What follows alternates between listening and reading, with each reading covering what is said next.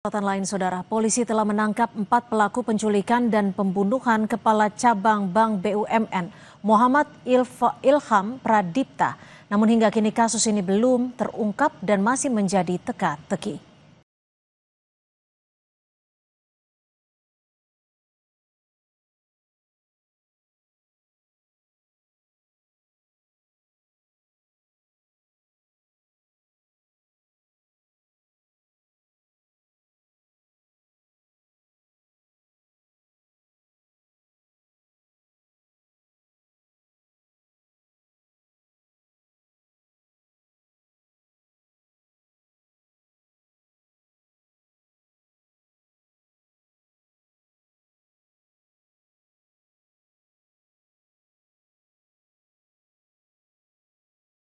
Berdasarkan hasil otopsi polisi, terdapat luka dari benda tumpul di tubuh Muhammad Ilham Pradipta yang bekerja sebagai kepala cabang.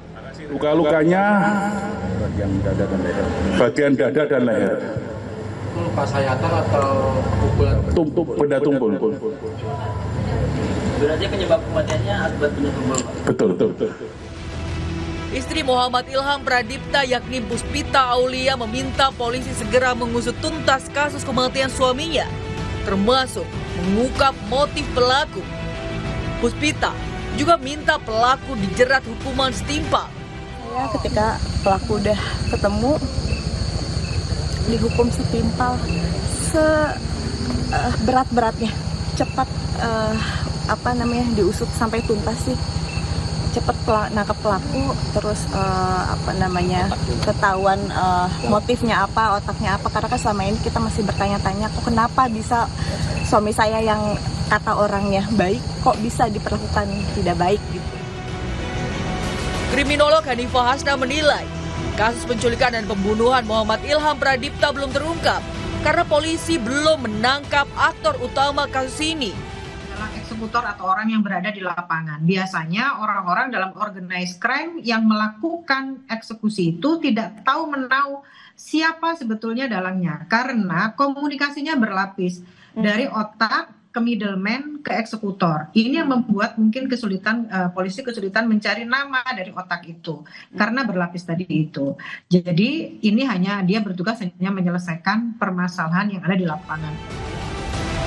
Sebelumnya Muhammad Ilham Pradipta yang merupakan seorang kepala cabang di Jakarta ditemukan tewas dengan kondisi mengenaskan di area persawahan di Bekasi, Jawa Barat. Sebelum ditemukan tewas, rekaman CCTV menunjukkan peristiwa penculikan Muhammad Ilham Pradipta. Tim Liputan Kompas TV.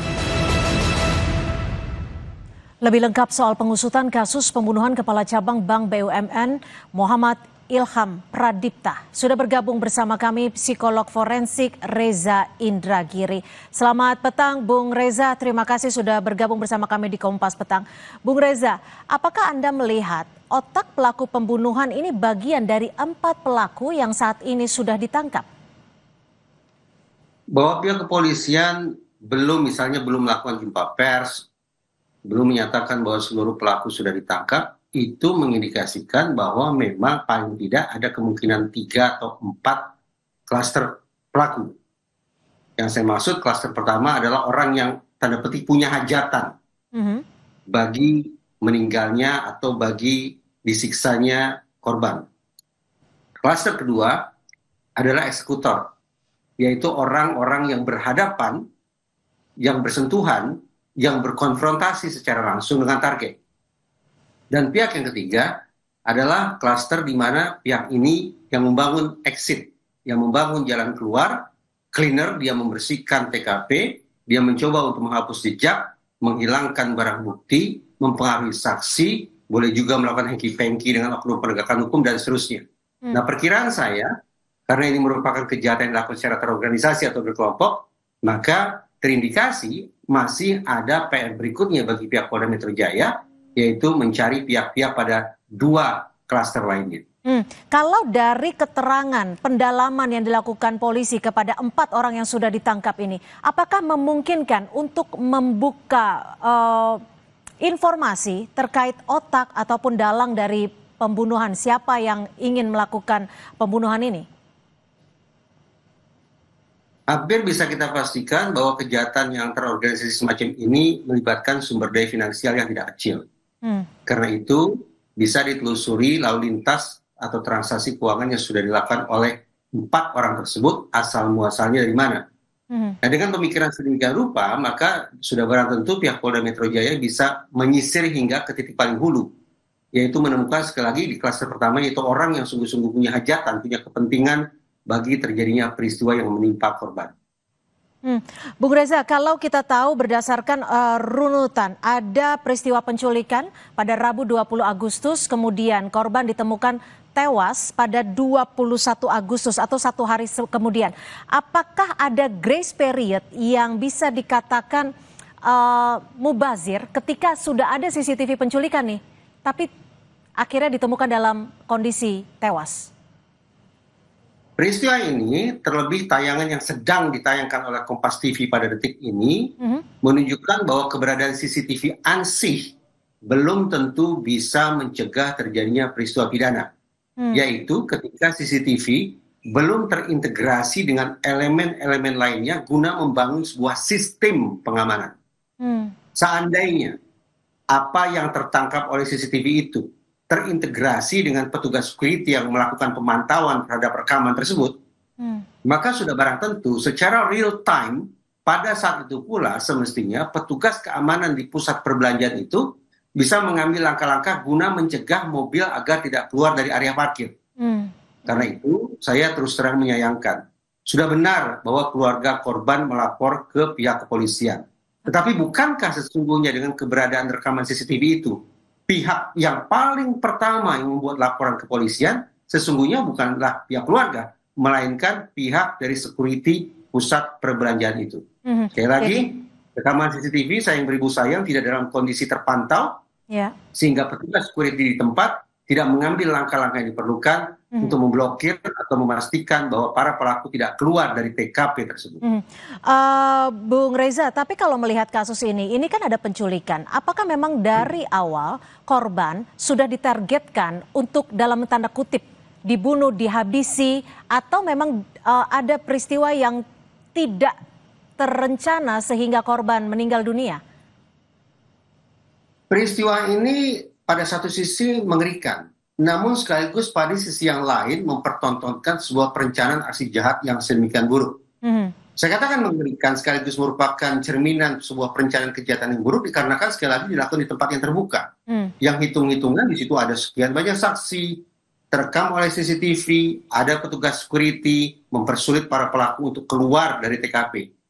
Tapi saya tidak tahu apa penyebabnya. Adakah kemungkinan bahwa para pelaku melancarkan aksi itu pertama karena mereka memang tidak sungguh-sungguh merancang aksi itu untuk aksi yang berujung pada kematian korban. Penculikan tidak bisa disanggah. Tapi apakah mereka sungguh-sungguh ingin berujung pada menghabisi korban, itu masih merupakan tanda tanya. Itu pertama. Yang kedua, korban berdasarkan pemberitaan yang saya simak ada lakban di bagian mata dan di bagian kaki atau tangan. Saya bayangkan lakban di daerah mata untuk mempersulit korban mengidentifikasi siapa saja orang-orang yang sudah melakukan penyiksaan atau penyergapan terhadap dirinya. Lakban di daerah tangan atau kaki mengindikasikan agar korban tidak melakukan perlawanan. Posisi kedua lakban tersebut bukanlah posisi yang bisa mengakibatkan korban meninggal dunia. Yang kedua. Yang ketiga, jasad korban ditemukan tergeletak begitu saja di tempat yang terbuka semacam itu. Karena ini merupakan kejahatan berkelompok, kejahatan berorganisasi. Kalau mereka memang sungguh-sungguh ingin melakukan sebuah aksi dengan target menghabisi korban, apakah sulit bagi 4 orang untuk kemudian menghilangkan barang bukti dengan melenyapkan tubuh korban dengan cara yang lebih canggih? Nah, 3 hal tersebut menjadi dasar bagi saya untuk berspekulasi. Tentu saja pihak polisi yang menginvestigasi. Saya berspekulasi penculikan definitif iya, tetapi apa gerangan yang menyebabkan korban meninggal dunia? Apakah pembunuhan? Ataukah pembunuhan berencana? Atau justru merupakan akibat dari penganiayaan yang berujung pada meninggalnya korban? Oke, kenapa saya menanyakan itu? Karena kalau dilihat dari rekaman CCTV, ini kan dilakukan di ruang terbuka. Dilakukan juga pada siang hari. Artinya akan banyak mata dan juga saksi yang melihat peristiwa ini. Jadinya jika bisa dikonfirmasi hal ini, apa sebenarnya motif yang bisa digali terkait penculikan yang berujung pada pembunuhan ini?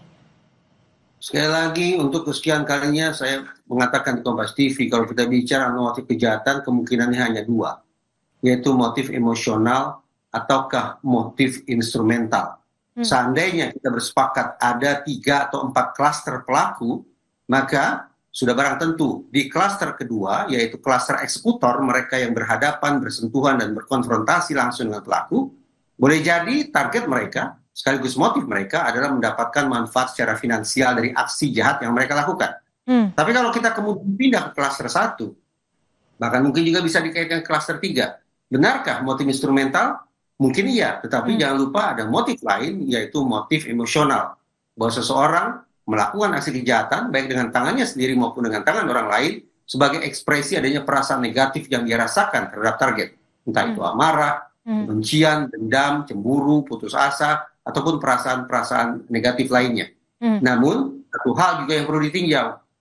Kalau sesaat lalu saya katakan, peristiwa kejahatan di tempat terbuka pada waktu sedemikian rupa itu mengerikan, sekaligus mencerminkan perencanaan yang buruk, adakah kemungkinan bahwa para pelaku alias eksekutor sebelum melancarkan aksinya pada waktu tersebut menenggak minuman keras ataupun narkoba jenis tertentu yang membuat mereka tidak cukup punya kemampuan berpikir matang guna memastikan aksi mereka bisa berlangsung secara aman. Bung Reza, apakah ada kemungkinan peristiwa penculikan yang berujung pada pembunuhan dan juga menyebabkan korban tewas ini berkaitan dengan profesinya sebagai kepala cabang Bank BUMN? Karena kalau kita lihat juga mereka yang ditangkap adalah diduga merupakan debt collector. Saya ingin memastikan bahwa saya hingga detik ini belum bersepakat seandainya peristiwa ini langsung kita simpulkan sebagai penculikan sekaligus pembunuhan. Penculikan, iya. Bahwa korban meninggal dunia, itu juga iya. Tapi apakah korban meninggal dunia itu akibat sekali lagi merupakan pembunuhan? Ataukah akibat dari pembunuhan berencana? Atau tanda petik sebatas akibat penganiayaan yang mengakibatkan korban meninggal dunia? Kalau para pelaku alias eksekutor itu diidentifikasi sebagai debt collector, saya tidak membayangkan bahwa target mereka adalah membuat target atau korban meninggal dunia. Mungkin mereka melakukan interogasi yang dilakukan dengan kekerasan, karena kemudian mereka tidak menutup mulut korban. Tetapi sayang, interogasi yang disertai dengan kekerasan itu mengakibatkan korban meninggal dunia. Apakah motifnya? Tidak lagi. Bisa jadi motif emosional dan disertai dengan motif instrumental. Kalau bisa berikan satu poin singkat, apa yang harus dilakukan pihak polisi untuk mengungkap siapa dalang dan juga otak di balik penculikan dan pembunuhan ini? Dengan telah tertangkapnya 4 eksekutor, hitung-hitungan saya tidak terlalu sulit bagi pihak kepolisian untuk mencari tahu siapa gerangan pihak yang paling berkepentingan, alias pihak pertama, pihak klaster pertama, yang berkepentingan atas peristiwa ini. Menelusuri lalu lintas uang dari 4 orang tersebut, saya pikir merupakan kunci yang bisa dilakukan oleh pihak kepolisian agar terbawa ke titik hulu sehingga ditemukan siapa gerangan pihak yang membiayai sekaligus mengotaki peristiwa ini. Baik, terima kasih psikolog forensik Reza Indragiri sudah berbagi perspektif di Kompas Petang. Selamat sore, Bung Reza. Sore. Kompas Petang masih akan kembali dengan informasi Gubernur DKI Jakarta, Pramono Anung, sampaikan permintaan maaf soal macet di Jalan TB Simatupang. Pramono targetkan sejumlah proyek di sejumlah jalan rampung awal November.